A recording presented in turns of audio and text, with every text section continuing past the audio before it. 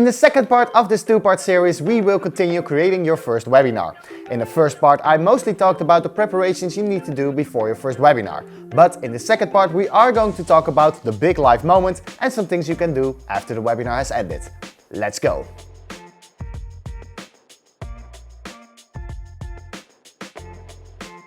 Step 5. Tell people about your webinar.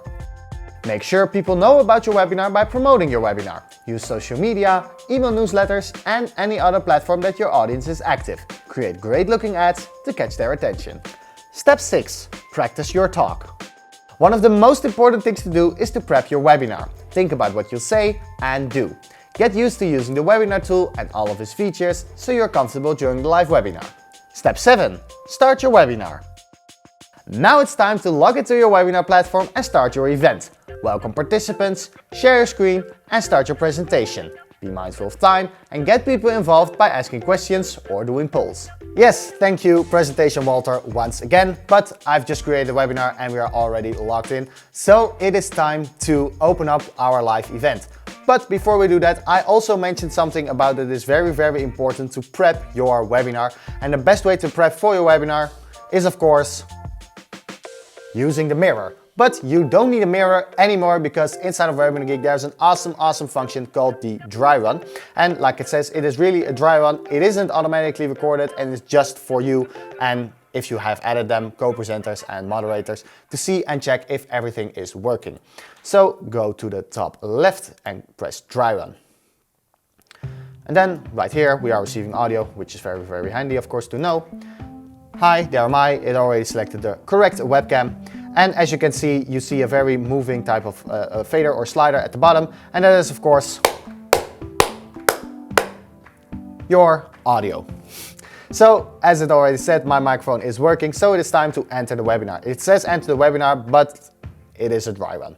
So, and of course, some extra tips, a wired connection, a mother computer and using the Chrome browser, which we recommend.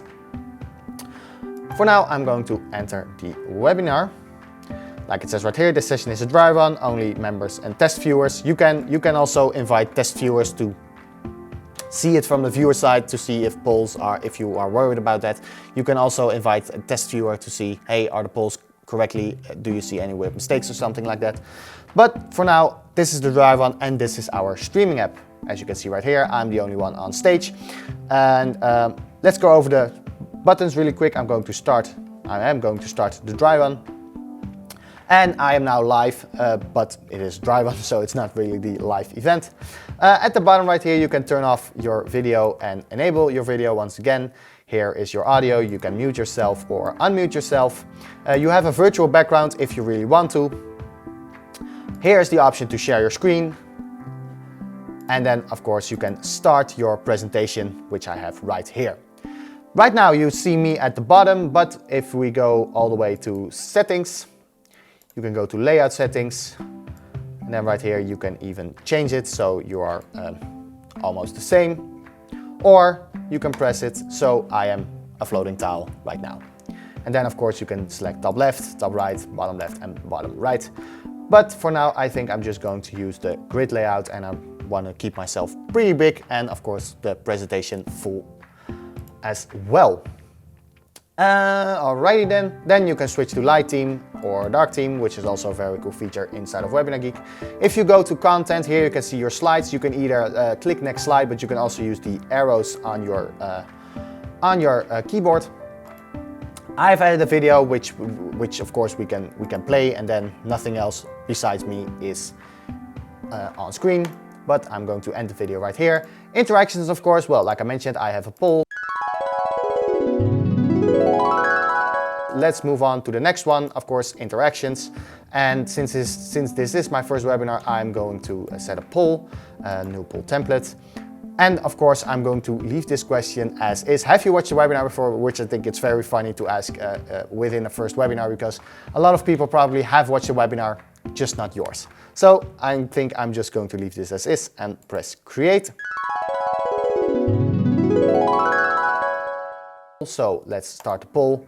And then your viewers will select the poll.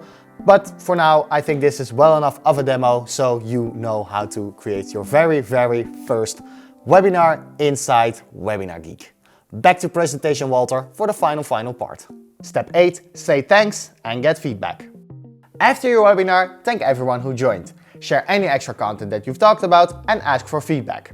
Encourage feedback through surveys to understand what went well and how you can improve for future webinars. Yes, I'm sorry, I said it was the last part of Presentation Walter, but there is one thing I almost forgot in this demo, and that is of course step 8, ask for feedback. And another awesome feature inside of WebinarGeek is that you can very easily set an evaluation form.